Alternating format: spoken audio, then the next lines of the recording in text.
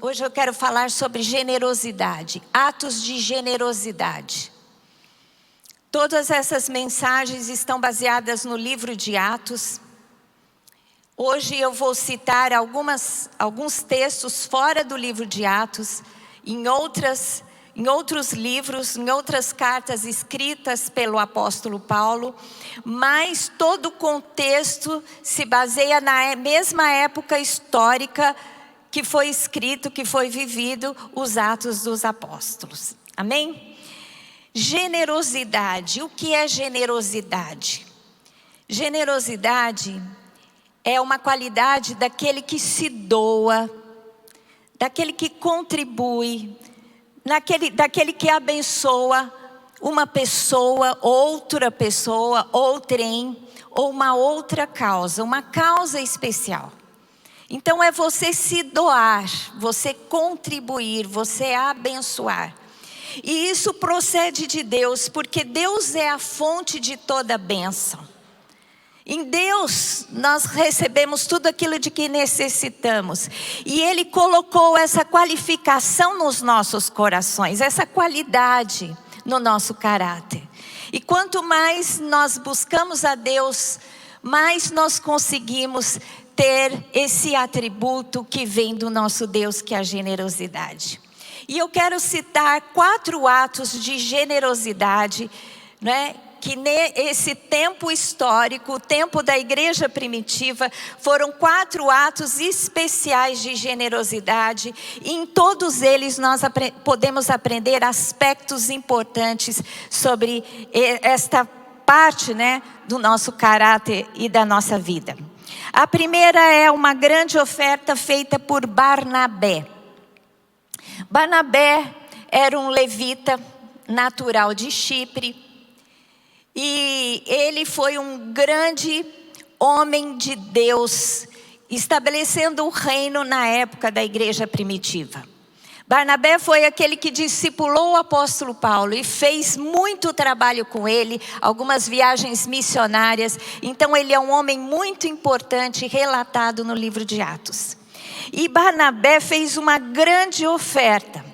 O texto está lá em Atos 4, 36 a 37, e diz assim: José, a quem os apóstolos deram o sobrenome de Barnabé, que quer dizer filho de exortação, levita, natural de Chipre, como tivesse um campo, vendendo, trouxe o preço e depositou aos pés dos apóstolos. Barnabé estava lá em Jerusalém, ele morava lá. Não é? E ele era natural de Chipre, tinha uma propriedade lá. E ele vendeu aquela propriedade e pegou o preço total e colocou aos pés dos apóstolos. Essa grande oferta foi resultado de um mover que o Espírito Santo fez logo que a igreja primitiva nasceu. Vocês lembram que no dia de Pentecostes, os apóstolos receberam o Espírito Santo e saíram e começaram a proclamar as grandezas de Deus, a pregar. Pedro assumiu a palavra e trouxe uma palavra poderosa. E ali naquele momento 3.000 pessoas se converteram. A igreja já nasceu com 3.000 membros. E logo em seguida, numa outra oportunidade, o apóstolo Pedro prega e 5.000 pessoas se convertem. Então ali tinha uma grande igreja. Calcula-se que tinha por volta de 10, 12 mil participantes da igreja primitiva. E muitos que se converteram era natural de outras nações, que estavam ali na festa de Pentecostes, porque nas festas vinham judeus que moravam em outras nações para festejar, e prosélitos também, pessoas que haviam se convertido ao judaísmo. E essas pessoas que se converteram, muitas ficaram em Jerusalém e não voltaram mais para suas terras de origem, e eles viviam em comunidade. E vivendo em comunidade, haviam grandes necessidades. E o Espírito Santo começou a tocar na vida das pessoas para que elas contribuíssem, para que eles pudessem então ter as suas necessidades satisfeitas. O texto lá em Atos, capítulo 4, de 32 e 35, fala desse mover do Espírito Santo. Da multidão dos que creram, era um o coração e a alma. Ninguém considerava exclusivamente sua nenhuma das coisas que possuía. Tudo, porém, lhes era comum. Com grande poder, os apóstolos davam testemunho da ressurreição do Senhor Jesus. E em todos eles havia abundante graça, pois nenhum necessitado havia entre eles, porquanto os que possuíam terras ou casas, vendendo-as, traziam os valores correspondentes e depositavam aos pés dos apóstolos. Então se distribuía a cada um à medida que alguém tinha necessidade. Lindo isso, não é? As pessoas que tinham suas casas e propriedades vendiam e colocavam aos pés dos apóstolos para que todos fossem supridos das suas necessidades. Isso foi um grande mover do Espírito Santo, de generosidade. Porque eles começaram a entender que era importante que todos participassem da bênção de Deus. E eles de pronto abriam mão daquilo que tinham, porque era um só coração, uma só fé. E isso que o Espírito Santo faz quando Ele enche o nosso coração. Nós olhamos para a necessidade do outro. Nós olhamos para a nossa comunidade. Nós olhamos para aquele que está precisando. Porque muitas vezes a gente olha para as nossas necessidades, o que nos falta. Mas quando nós temos um olhar para o outro, você sempre pode encontrar alguém que precisa de algo que você tem e você pode contribuir. E houve um grande mover do Espírito Santo naquele momento, de amor, para abençoar toda aquela comunidade. Incrível que Satanás ficou tremendamente incomodado. Porque vocês imaginam o amor e o testemunho que se dava naquele tempo, com essas ações. E Satanás quis macular o mover do Espírito Santo. Aí ele colocou no coração de um casal, Ananias e Safira, para que então cometesse um perjúrio, uma mentira, não é, para trazer o quê? O mal para aquele grande movimento e impedir que aquilo avançasse. Porque quando nós somos quando nós temos unidade em qualquer aspecto, um grande poder é manifesto no nosso meio e ninguém nos pode resistir. Amém? É por isso que é tão importante a gente estar aberto para o outro, para as necessidades. E então Satanás se levantou com um grande ataque para parar aquele movimento. E a resposta de Deus através dos apóstolos foi uma resposta poderosa, uma resistência poderosa a Satanás, aquele ataque que ele havia suscitado no meio do povo. O que foi que aconteceu? Ananias e Safira era um casal, eles venderam uma propriedade e foram até os apóstolos, foram até Pedro e disseram assim: olha, esse é o valor da propriedade. Nós estamos trazendo para você. Só que era mentira, eles retiveram parte do dinheiro. E aí o que aconteceu? Eles disseram isso e mentiram para os apóstolos e para o Espírito Santo. E veio uma grande reprimenda de Deus. Porque tanto Ananias quanto Safira morreram por conta deste pecado. Agora você pode imaginar, puxa vida, mas por que Deus foi tão rigoroso na sentença? Eles podiam ter vendido, como Pedro falou, vocês venderam tudo, vocês estavam com todo o valor nas suas mãos. Vocês poderiam ter ficado com tudo, vocês não foram obrigados a ofertar. Então por que vocês fizeram isso? Ou por que não disseram a verdade? Olha, estamos dando uma oferta, mas não o valor de todo, de toda a propriedade vendida. Porque eles, na minha opinião, eles quiseram ter a notoriedade que Barnabé teve. Porque todos estavam fazendo isso, mas por que Barnabé foi citado? De alguma forma, a ação de Barnabé impactou naquele momento. E eles quiseram então ter essa notoriedade. E quando a gente faz alguma coisa pensando nesse tipo de recompensa, Deus não se agrada. Porque a nossa generosidade, a nossa ação de amor deve brotar por consequência, né, de trazer benefício para o outro e não para si mesmo. Jesus condenou de forma forte a ação dos fariseus, que muitas vezes se mostravam na sua religiosidade, orando nas praças, batendo no peito, né, porque eles oravam para quê? Fazendo aquele alarde para que os outros olhassem para eles e dissessem: olha, grande homem de Deus, olha como ele ora. Tinham aqueles que traziam as moedas para o templo, né? Muitas moedas, jogava no gasofilácio, como o gasofilácio era de cobre, fazia aquele barulho as moedinhas. Aí as pessoas falavam: olha, os fariseus estão ofertando. E aí eles ficavam então: os grandes homens de Deus estão fazendo isso. E Jesus disse assim: essa era a recompensa que vocês queriam ser notados? Pois vocês vão viver com essa, porque a minha vocês não terão. Então, a generosidade, ela tem um ciclo, que vem de Deus, colocada no nosso coração.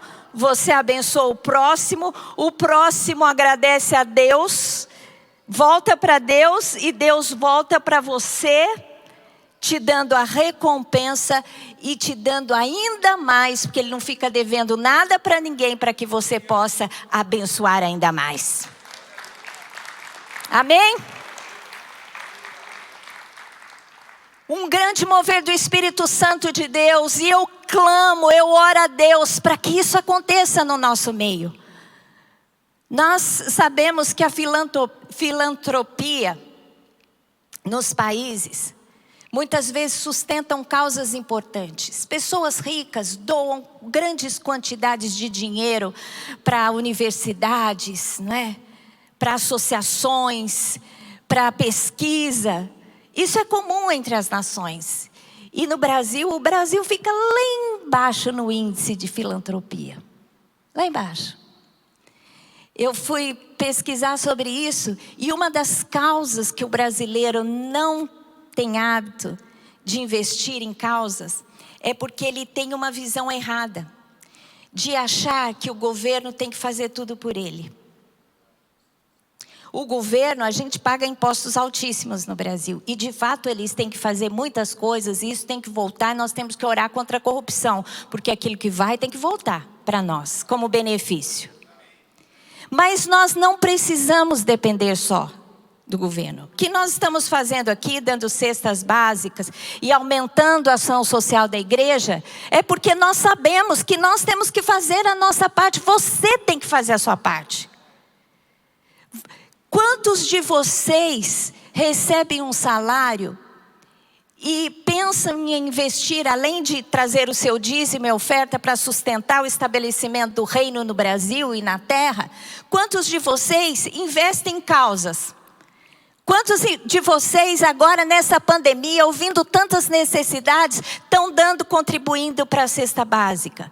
Quantos de vocês estão ajudando aqueles que estão perto de vocês com alguma necessidade?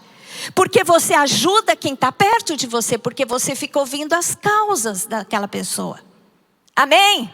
Quando a gente ouve que quando Jó perdeu tudo, e depois quando ele foi abençoado, Deus retribuiu tudo em dobro. Quem que abençoou Jó para que ele tivesse tudo em dobro? Os seus amigos. Aqueles que estavam perto dele, que não entenderam, que o amaldiçoaram de alguma forma, eles deram tudo para Jó. Então, meu querido, às vezes a gente pensa, fica orando, Deus, o Brasil está precisando, tantas necessidades, a pobreza no mundo aumentou.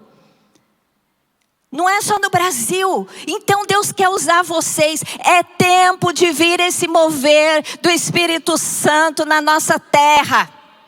É tempo do Brasil pensar nas causas em prol do outro, em prol da nação, não ficar esperando só do governo. E isso não passa só para gente rica, não.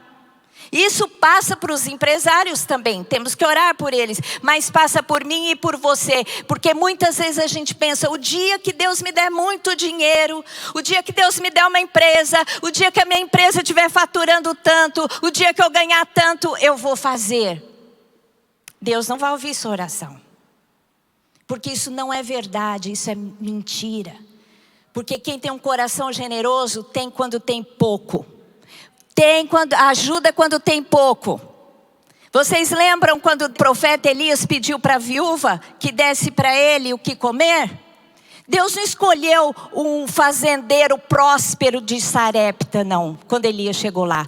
Deus escolheu uma viúva pobre que tinha só um bocado de farinha e de azeite, que ia fazer um bolo e ia morrer depois daquilo, ia comer com seu filho e depois não ia ter mais nada para comer. E Deus não escolheu nenhum fazendeiro rico da região. Deus escolheu aquela mulher e disse assim: faz o seu bolo, mas dá para mim a primeira parte. O que provavelmente ela fez? Ela deve ter dado metade para Elias e ficou com metade e dividiu com o seu filho. E por causa disso, enquanto houve fome na terra, não faltou nem azeite e nem farinha na botija.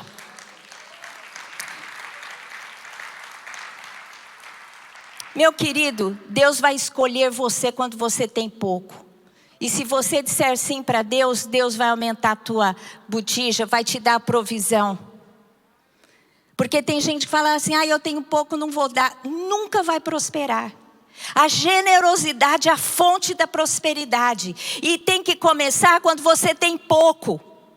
Porque no pouco Deus quer fazer o milagre. Por que Deus escolheu aquela viúva? Porque Deus quis operar o milagre daquela viúva. Deus quis a escassez. Deus quis a pobreza daquela viúva para torná-la uma mulher cheia de abundância, de fartura. Se você tem pouco, é hora de você fazer um voto com Deus agora. É hora de você romper a sua vida e a sua miséria agora. Sendo liberal, buscando a generosidade, buscando esse mover, porque esse é o mover dos céus, esse é o mover de Deus, esse é o mover do Espírito Santo, que o Espírito Santo enche o coração da igreja para fazer prosperar a igreja de Cristo. Deus, eu imagino, o Deus Criador, dono dos céus e da terra. Para quem que Ele quer dar as melhores coisas da terra? Para os seus filhos. Se você é pai, você vai querer dar para o desconhecido o que você tem de melhor? Não, você vai querer dar para os seus filhos. E como Deus faz isso? Quando Ele encontra você, no seu coração, quando Ele encontra em você fidelidade, um coração generoso. Você pode ir lá no Velho Testamento, quando Deus instituiu a nação de Israel como a nação que viria gerar o Messias. Ele disse assim, se vocês pegarem os meus mandamentos e forem fiéis aos meus mandamentos, vocês vão comer o melhor da terra. Quem come o melhor da terra? Aquele que é fiel ao Senhor. Então, meu querido, aprenda a palavra, aprenda a lei, seja fiel ao Senhor, cumpra os mandamentos, seja generoso, entre nesse mover para você ver se você não vai comer o melhor da terra. Se você não está comendo o melhor desta terra, é hora de você buscar o Senhor, porque é isso que Deus quer dar para você hoje. O melhor dessa terra. Aquele povo passou muitas perseguições. A igreja primitiva, muitos momentos, mas havia um mover de generosidade. Quando a igreja da Judéia foi perseguida e passaram por dificuldade, fizeram uma grande coleta para suprir aquela necessidade. Porque o Espírito de Deus, quando age em nós, gera esse compromisso com a necessidade do outro. Quero falar também sobre as esmolas de Cornélio. Cornélio era um oficial, um centurião da corte romana. E ele buscava a Deus com as suas orações e de constante dava esmolas. O livro de Atos, no capítulo 10, 1 e 2, relata sobre ele.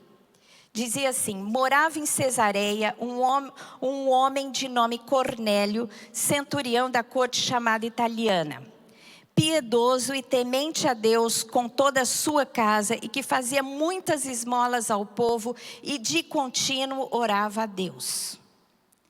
Aqui diz que ele era um homem generoso, orava a Deus e de contínuo dava esmolas. Em Atos 10, 4, relata o momento em que as suas orações são atendidas e um anjo do Senhor aparece a ele. E olha o que esse anjo diz: Cornélio, este fixando nele os olhos e possuído de temor, perguntou: que é, Senhor?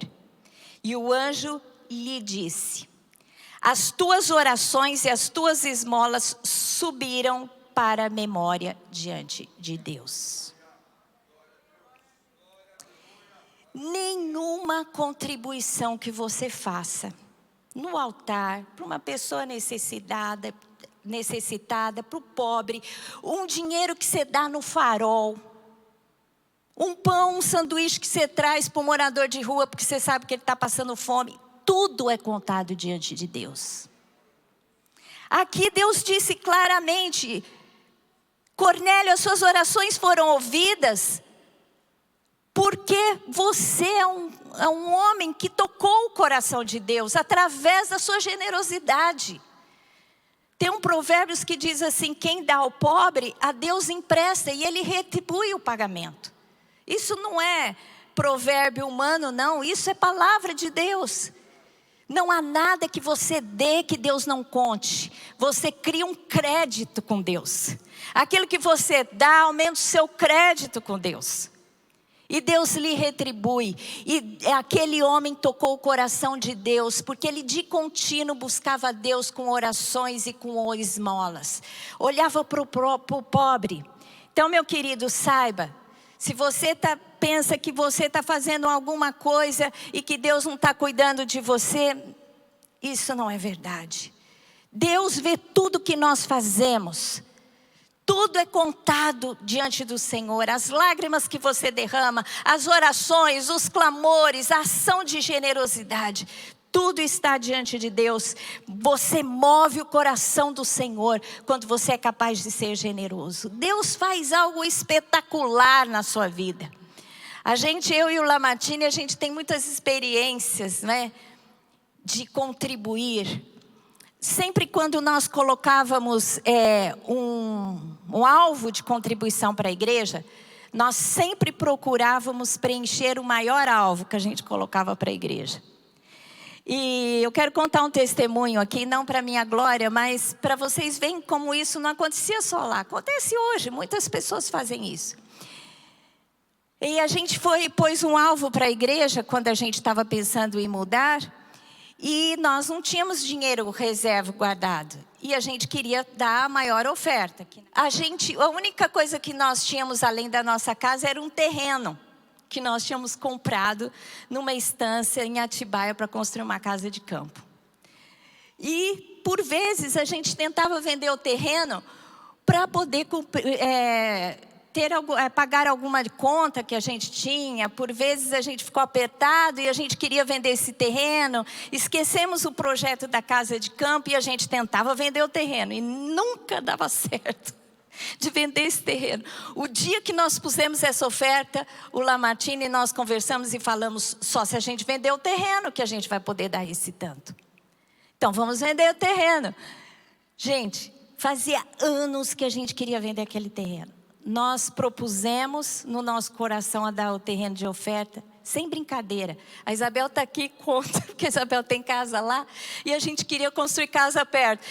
O dia que nós propusemos no nosso coração a ofertar, não demorou um mês, a gente tinha vendido o terreno. Gente, nós vendemos o terreno.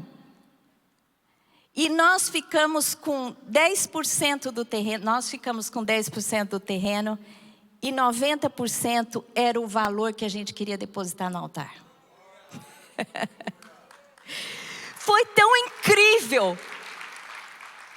Quando você dá uma oferta e Deus recebe, é a maior alegria. Eu fiquei tão alegre porque muitas vezes a gente dá oferta, se não dá com o coração certo, Deus não recebe. E quando eu dou uma oferta, eu fico observando para ver se Deus recebe. Um dia a gente também pôs um alvo, não tínhamos dinheiro, a gente falou, vamos dar um dos nossos carros. Pusemos nosso carro à venda. Gente, a gente vendeu tão rápido o carro, no valor que a gente queria depositar no altar. Eu fiquei tão feliz, falei, Deus aceitou a minha oferta. E isso que deve ocupar o nosso coração. Essa alegria de poder, sabe, mover o coração dos céus.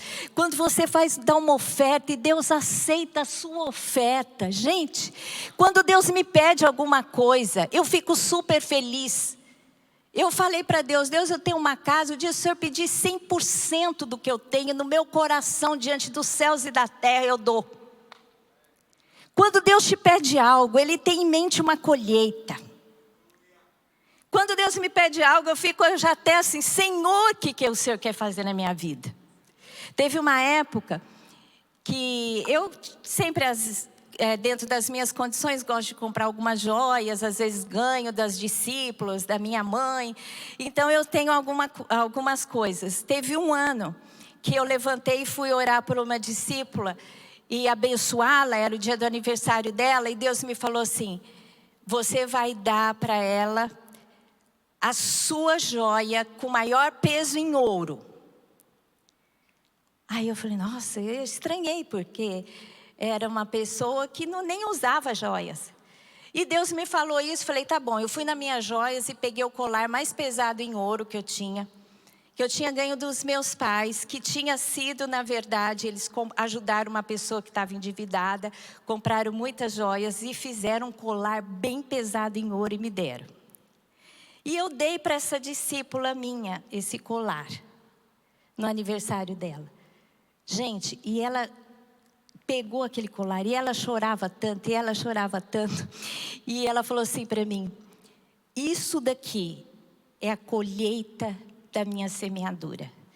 Porque a única coisa em ouro que eu tinha era a minha aliança. Ela era viúva.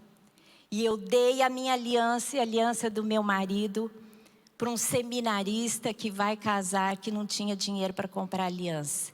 E o único ouro que eu tinha era aquele. Eu queria deixar alguma herança. Ela tinha uma filha. Eu queria deixar alguma herança para minha filha. E agora você me dá esse ouro.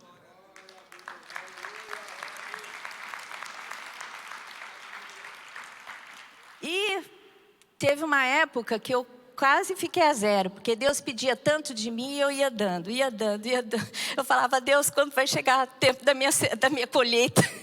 Um dia Deus me falou, no bazar da igreja. Eu entrei, estava tendo um bazar lindo assim, e eu vi um porta-joias entalhado, que fala, né, em madeira. Muito lindo. Eu olhei para aquele porta-joias e falei, Deus, que coisa linda. Aí Deus falou assim, compra, porque eu quero encher esse teu porta-joia. Porque eu amo ter coisas pessoais que eu possa, no momento que Deus me falar, ter uma oferta pessoal sem ter que pedir para o Lamartine. Porque o que é nosso eu tenho que pedir para ele, mas o que é meu não. Que é meu, eu falo, ó, dou. Um dia ele me deu uma joia e falou assim, Lília, olha, eu tenho até desânimo de te dar coisa, porque eu te dou, daqui um pouco você dá. Eu falei, meu amor, meu tesouro pessoal tá assim, tá na mão de Deus, se Deus pedir. Então a gente tem que ter esse coração. Estou dando esse testemunho não para minha glória, porque Deus conhece o meu coração, Ele sabe do meu coração. Mas para dizer para você que esse é o mover que Deus quer fazer nas nossas vidas. Não tenha nada do que é seu para você. Tenha do que é seu para aquele que te deu.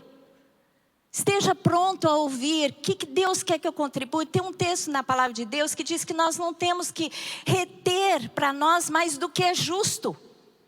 Eu fico pensando, se Deus me pede algo, eu retenho, daqui um pouco vem um ladrão e me rouba. Para que eu vou ficar com aquilo que Deus não tem para mim? Se Deus me deu simplesmente para eu ser um instrumento de bênção na vida de alguém. Eu fico muito feliz quando Deus coloca algo na minha mão, porque eu fico, Senhor, isso aqui é teu. Todos nós temos que ter esse coração. A igreja de Jesus tem que ter esse coração, porque aí Deus vai enriquecer a igreja. Porque Ele vai saber que Ele pode contar com você. E você não precisa esperar grandes coisas acontecer para que você tenha esse coração. Precisa começar agora. Amém? Eu tinha muito mais coisa para falar, mas o meu tempo esgotou. Porque quando eu falo desse assunto, gente, o Lamartine fala, você fala com propriedade. Eu amo falar desse assunto. Não tenho nenhum constrangimento de falar desse assunto. Porque eu sei o Deus que eu sirvo. Sei que é aquele que detém toda a riqueza. E eu tenho uma visão sobre esse aspecto. Eu acho que Deus dá para nós aquilo que nós precisamos para cumprir o propósito dele nas nossas vidas. Lá em 2 Coríntios 9 diz o seguinte, que Jesus se fez pobre para que ficássemos ricos. E todo esse contexto é um contexto material, não é um contexto espiritual. Ali fala de coisas materiais. Jesus desceu da glória e se fez homem e se limitou, nascendo numa manjedoura. É lógico que ele teve toda a provisão que ele precisou, porque ele tinha mulheres ricas sustentando o seu ministério. Nada lhe faltou. Inclusive, quando foi sepultado na sepultura de um homem rico, que não tinha sido usado. Mas ele se limitou para que nós não fôssemos limitados. Então, meu querido, tenha fé, minha querida, tenha fé. Você serve um Deus que detém tudo em suas mãos. Se você entender o propósito que Ele tem para a sua vida, nada vai lhe faltar. Nada, nenhum detalhe. Amém? Você tem que tomar posse disso. Você tem que entender essa verdade. Porque há momentos que Deus vai permitir que você passe por provas, tempos de deserto, para forjar em você um coração fiel. E ali Deus vai te dar o maná. É por isso que Jesus, o maná que era o que? A provisão que descia diariamente dos céus. E à tarde vinham as cordonizes. E o maná significa o quê? Em tempos de provação você vai ter o suficiente. Mas o maná é passageiro, porque Deus quer que você chegue na terra prometida e coma dos melhores frutos da terra, dos frutos abundantes. Então você tem que viver e agradecer o maná, esperando que você chegue a comer os frutos abundantes. Amém? Ore para que esse dia chegue na sua vida e aprenda logo com Deus aquilo que Deus quer te ensinar, para que você viva a plenitude que Ele tem para a sua vida. E nem todo mundo na terra, nem todo mundo aqui nessa igreja, eu e você, nem todo mundo vai ser rico. Deus tem riquezas para alguns, para outros tem a provisão. Deus tem um nível socioeconômico para cada um. Porque quando você vê lá a parábola dos talentos era medida em ouro. Deus não deu igual para todo mundo. Deu para um 5, para outro 3, para outro 1. Deus talvez tenha 5 para alguns aqui, 3 para alguns e outros 1.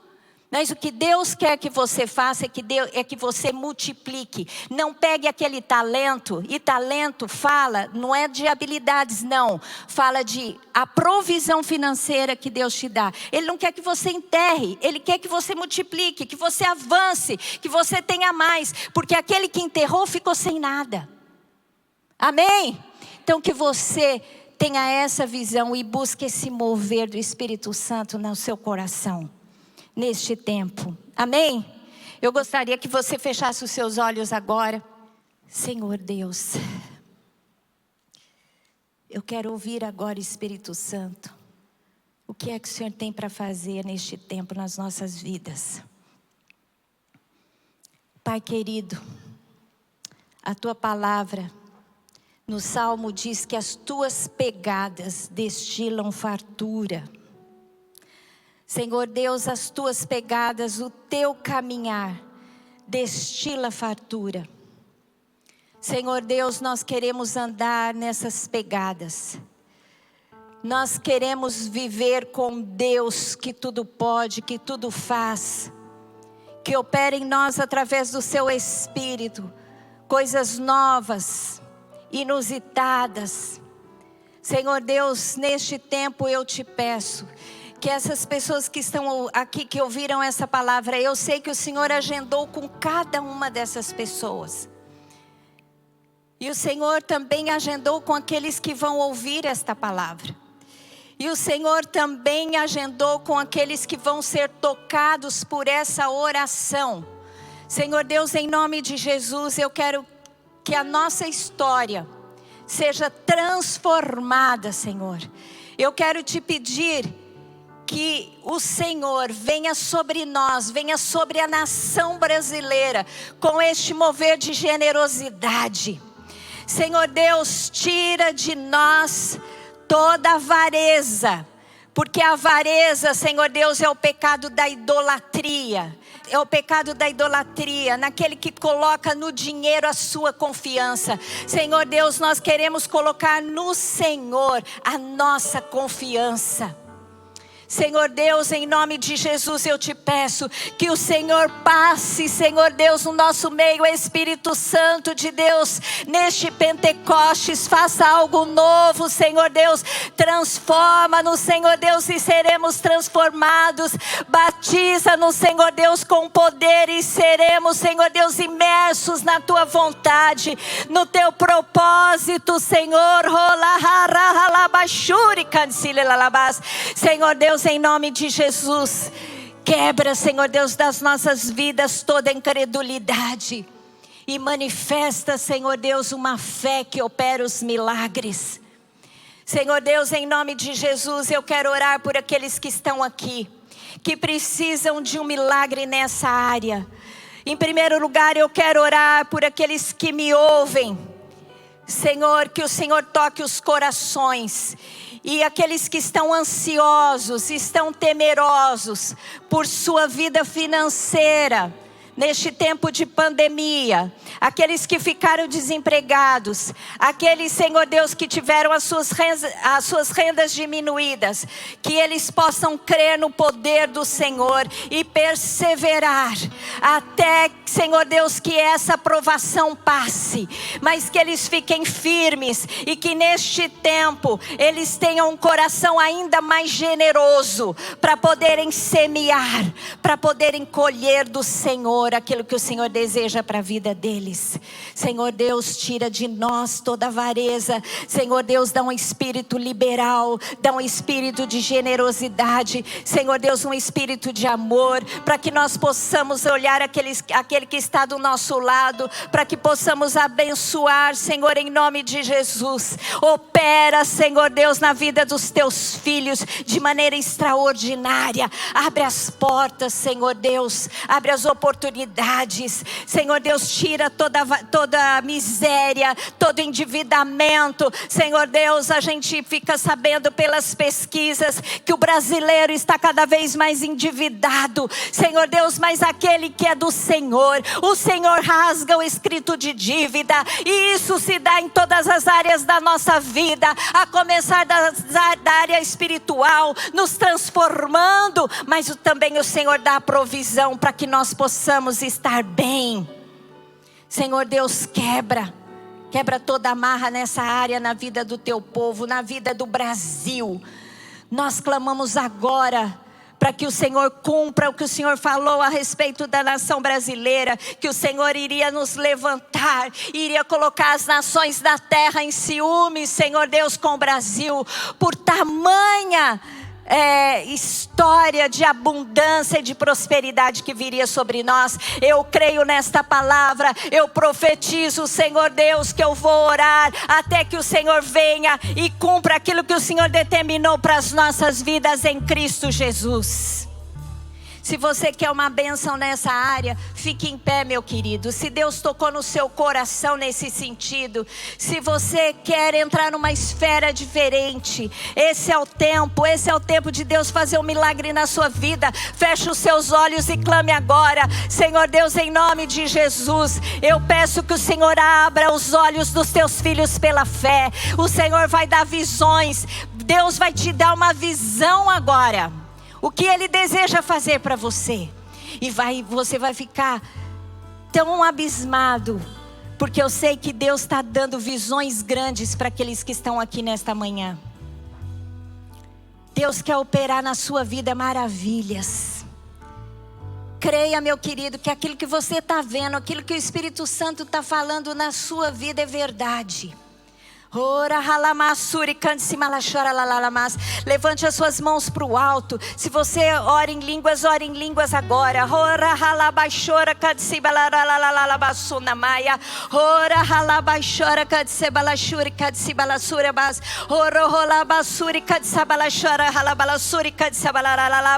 Ore por você, ore pelo seu cônjuge, ore pela sua casa, ore pelos seus amigos, ore pelo seu trabalho. Ore pela sua nação, porque Deus quer fazer grandes coisas no nosso meio. Deus quer fazer transbordar com fartura. Senhor Deus, eu profetizo que esse será o ano da bondade do Senhor, que as colheitas serão abundantes e que o Senhor fará milagres na vida dos teus filhos. Eles receberão, Senhor Deus, um presente, algo desejado no coração. Senhor Deus, ministra a eles visão, Senhor Deus, que os seus sonhos sejam ressuscitados e que eles vivam a maravilha do Senhor para a vida deles, em Cristo Jesus. Aleluia, glória a Deus, aplauda ao Senhor agora.